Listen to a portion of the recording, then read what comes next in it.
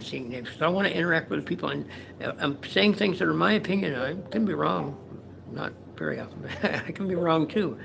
So I kind of left off at the issue with the Google numbers and all the what goes on in the sites like Hush or what's the other? My God, I can't remember the damn names of the stupid things.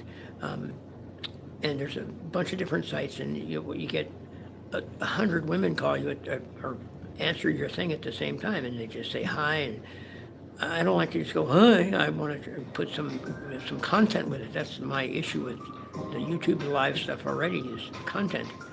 It's people sitting there staring at their phone or girls wiggling around like this. Come on, really, that's enough. That's all great and fine, but there's nothing to it, nothing to learn. So, at any rate, but I really have an opinion about. That's where I left off. I think about 75% of the stuff that you see, it's not YouTube's fault. It's you means us. We're doing this. We're putting this product out, and we think it's okay, or some of them do. I don't understand why. To me, I think about 75% of it is fraud, because these people have, or these girls have, and with me it's girls, dating crap. It was very limited, as in no success, because it doesn't take very long before the conversation turns to, okay, can you send me $100 for gas money? Well, where are you in Torrance? It doesn't take $100 worth of gas to get from Torrance to West Side Long Beach. That kind of crap. Or I can't make it over because I'm in Downey and it's snowing. It's snowing in Downey? Okay. So that kind of garbage. So again, I've heard every lie you can imagine. I've heard, I can't call you on my regular, don't you have a regular phone? 9-year-olds have a phone now. You can't call me, you're an adult, you're 24, whatever, 42, whatever. You can't call on a regular phone number and talk to me like people used to do. So, and it's because the Google number masks your real number. So the idea for having it is to prevent people from stalking you or chasing you, I guess, I don't know. So again, the issue to me is that just tells you right off the bat so much fraud. And it's sad because what if one girl is really nice and you like her, she likes you, but the thing is, not the right, it's not, you're saying all this stuff is fraud and this person isn't a fraud. So it's kind of strange, but that's what you get. If you're having to do this, enjoy it. It is enjoyable. I do like doing it, but I do apologize to people on the crawler that I missed some of the comments or questions because I do want to answer questions. I can defend my opinions pretty well usually. I've been proven wrong as everybody else has, but I'm kind of interested because when I sit and watch live, I get pretty bad sometimes some of the stuff that I say because I can't help but say it when people make these ridiculous sayings or phrases or whatever they say or what they think is. I can't get into the thing about convo and all this bullshit. You can't write the word converse or a conversation. You got to have a convo? Really? I mean, come on. Go back to your parents' basement, play some more games. But I don't know, that's unfortunately that's what's going on in our world right now. And we covered that with the politically correct, which has gotten ridiculous. And then, of course, the parenting.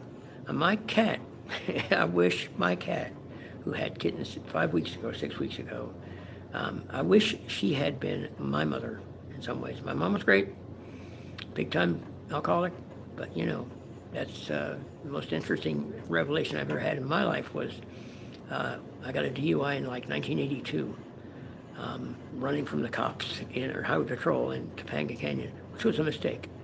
I found out because, living in the Southeast for 20 years or whatever the formative years really are, we would run from the police all the time. It was fun because they were high school kids like we were, made graduate, they were seniors or they were in the first year of, junior college, whatever, and they were a cop. So if they wouldn't come when we were raising hell, we'd go home and call them.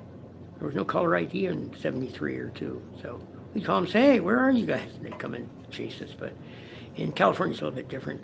I learned that right away. So I crashed the car, then the highway patrolman came around the corner who was chasing me. I had a good lead on him, and he rams into my car, so that was a big lesson there too, but we're changing the lighting. We're getting the mood lighting on now.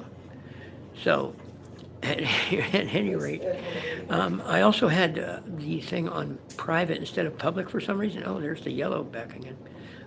private instead of public for some reason. I don't know why I was Oh, doing it's that. yellow but that way. I really, my one goal is to have some comment that's worthwhile, I guess. I mean, you're hard pressed these days to have a two-way conversation with someone with any kind of substance whatsoever.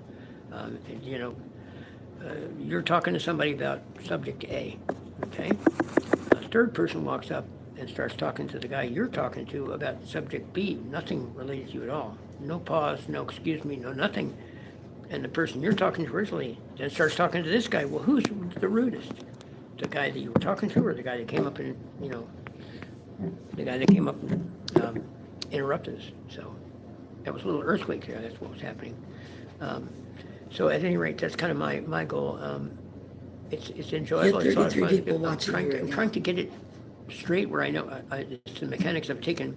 After 5 years or 6 years now of taking a cell phone and staring at it for 3 or 4 hours or 2 hours or whatever, 33. it's so addictive. It's great. But what are you doing? 33 people. You can't, They said Charlie Sheen. Charlie Sheen. You got it. I like Charlie. I understood everything he was saying. It could be a problem. But I lost my train of thought first because Special K keeps talking to me in the middle of things. And she's got that suit on, too. Pajamas. Yeah, sure. Now, so at any rate, that is my goal, to have some decent content. A lot of it will be automobile-based or automotive-based Say because what's it's what I did for 40 years.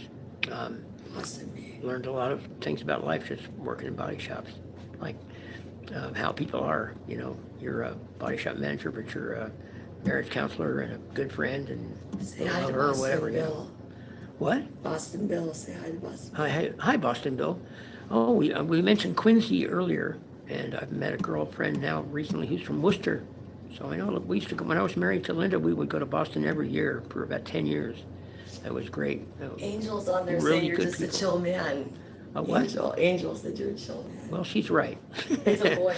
Angel is perceptive as well as cute. So, at any rate, that is the goal, to try and put something out to something. I'm thinking, like, how else would you do it? You, like the Johnny Carson show, you interview a guest or you talk to someone else on camera, and I've got a couple of notes written down, not much, but I find it easier just to go with the flow and just go with it.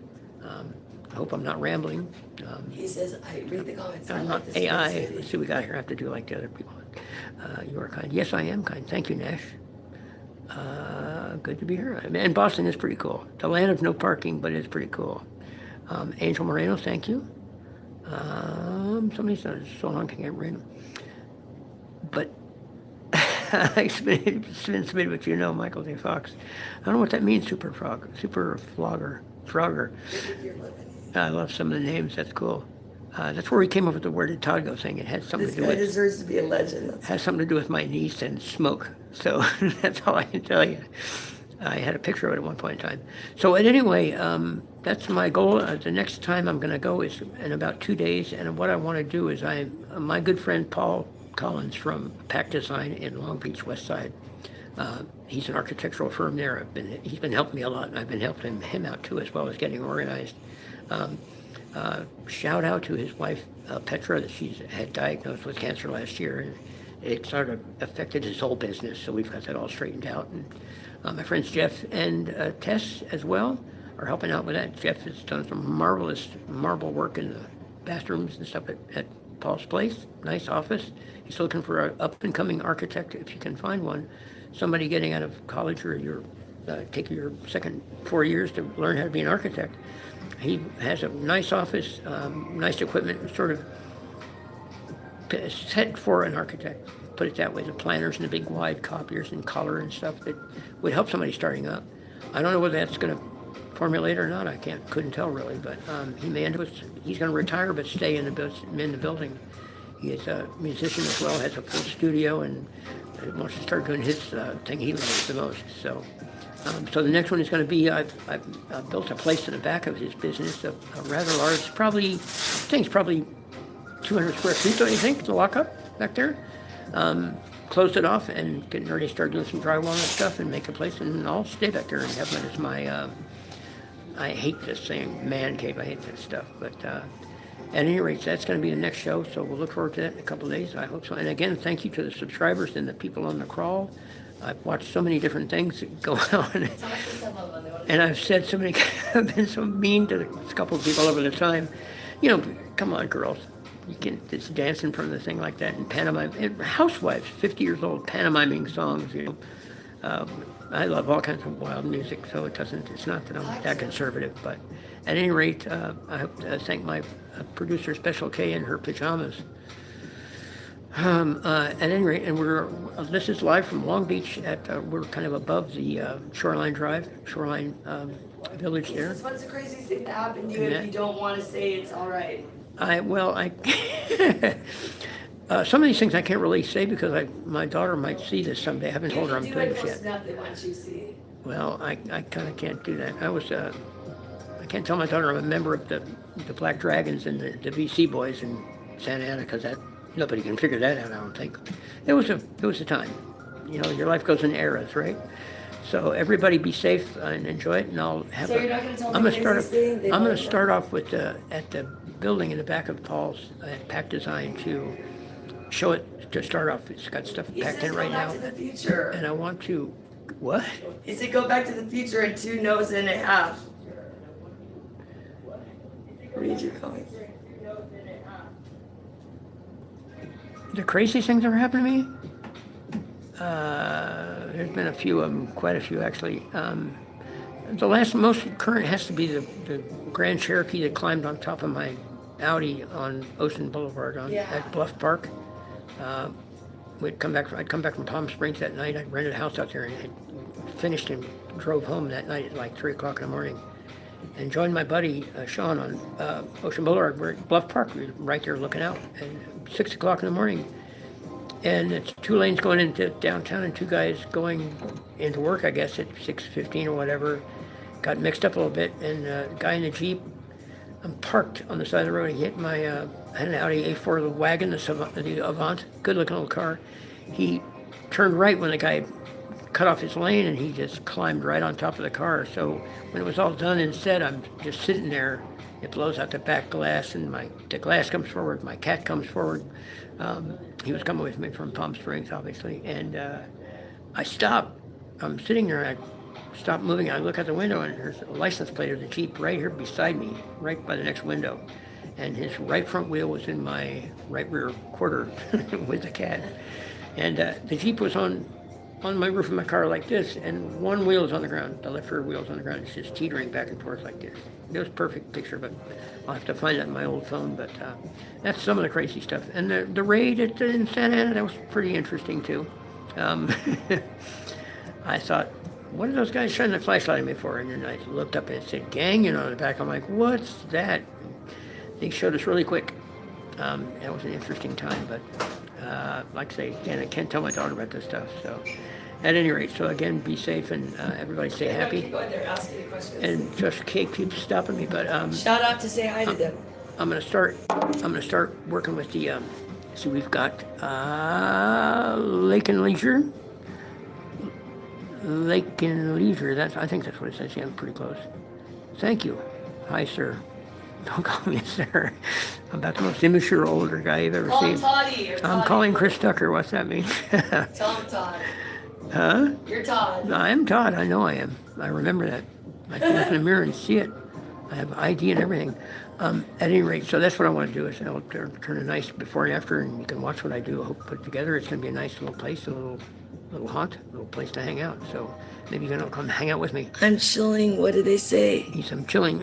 I'm calling Chris Tucker. Oh, no He's way. got makes all those noises and stuff. Anyway, thank you very much, subscribers and people hanging in there. All right, and I'll see you again soon. Good night. How do we kill a Sweeney? Oops. X. Good night.